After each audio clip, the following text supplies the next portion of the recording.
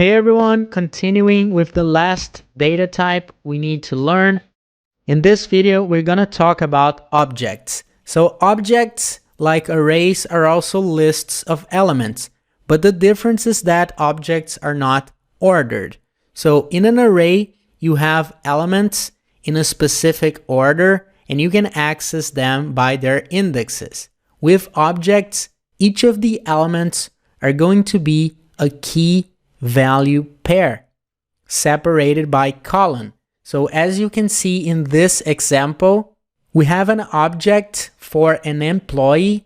So this is the first element of this object. So this element has a key, which is name, and a value associated to this key, which is James Taylor.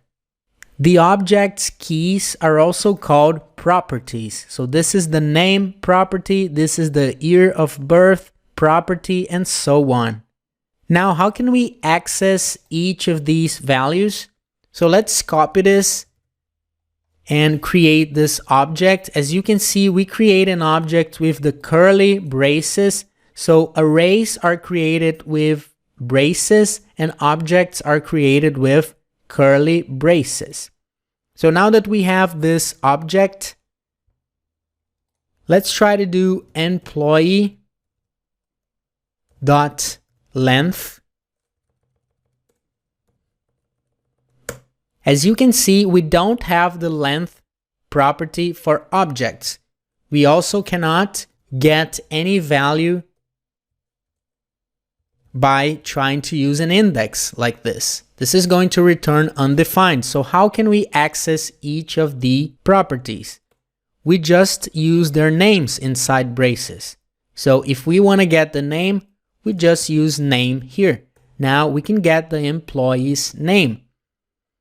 So by this example, you see that this actually makes sense, because if we had an array for the employee and we just put the name followed by the year of birth, followed by the ID, followed by the role, it would be really hard to know what those values are referring to. So with an object, we have names for the data, which is good for identification.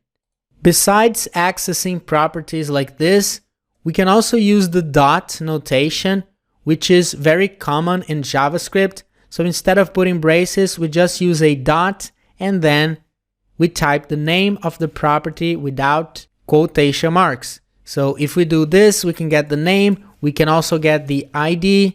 Just one thing to pay attention is that you can only use the dot notation if the property follows the variable naming rules. So if you have a property that has a space or starts with a number or something like this, you won't be able to use the dot notation. You will only be able to use this notation.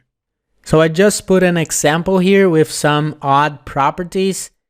This one follows the variable naming rules, so I can access it with the dot notation. The other ones I can't. So this starts with a number. This is a number actually, and this one has a dash. So these ones, I can only access them like this. So with objects, we can alter values assigned to properties, and we can also add new properties. So let's get this employee and let's add a role for it. Let me just take this to Visual Studio Code so we have it there. I'm going to comment this. So Shift Alt A.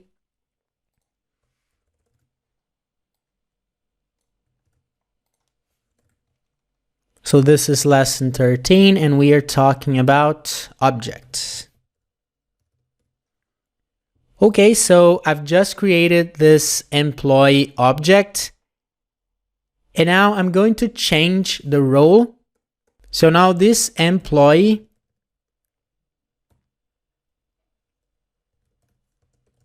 will become the IT manager. As you can see, I'm using a property that already exists. So it is just going to replace the value. If I create a property that does not exist, like passport, then it is just going to add it to the object. Let's just invent a passport number, save this. If we refresh the page, let's check how the employee object is.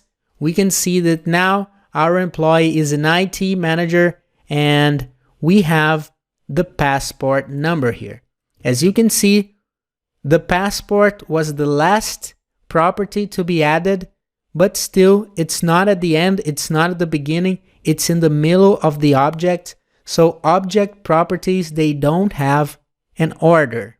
From now on, we're going to start working with multi-dimensional arrays and objects mixed together. So I just put an example here. So this is the courses array.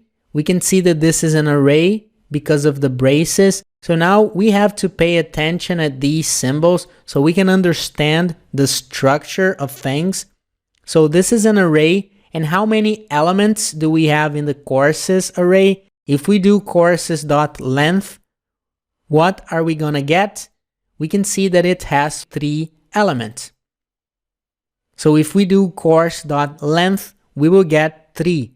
And each element of this array is an object. So in this object, we have the properties, so the title of the course, the number of reviews, number of students. Then we have this property called categories, where you can have more than one. So this is an array.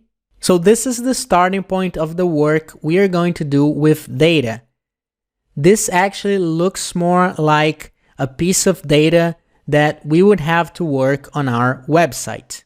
So like I said before, it's good to learn all the fundamentals first, because now when we see something like this, we won't have any trouble understanding what this is and how can we work with each of these elements. So now just a small challenge. Let me copy this. I'm gonna paste it on Visual Studio Code. So we have this courses array. Let me refresh the page. Now, if I want to access this category, web development, from the PHP course, how can we do this? Well, first we start with the courses, and now the PHP course is the second element. So the index number is 1. So by doing this, we can access the PHP course, which is an object. Inside the PHP course, we want to get the categories. So dot categories, or we can use braces and quotation marks. Now we just accessed this array, and now to get web development, which is the first element, we can just do this. So now we just reached this category in a multi-dimensional array. So down here, I've just included a few things worth remembering. So we can work with multi-dimensional arrays and objects without a problem. So arrays are identified by braces. Arrays are ordered lists of values separated by comma. Objects are identified by curly braces. Objects elements are key value pairs separated by colon. And objects elements are separated by comma. So inside an object, we have a key value pair separated by colon, and each of the elements are going to be separated by comma. So now we can understand what's going on with this array. So by looking at this, we can conclude that the courses variable is an array containing 3 elements. We can see it by the braces. The elements of the courses array are objects. We can see it by the curly braces. Each of these objects have 4 elements, which are key value pairs. The objects have values of different data types. So we have the title property that has a string associated to it. We have the reviews and students, which are numbers. and we have the categories, which is an array. So that was all I wanted to talk about objects for the moment. In the next video, I'm gonna go back to this subject to talk about objects methods. I'll see you then.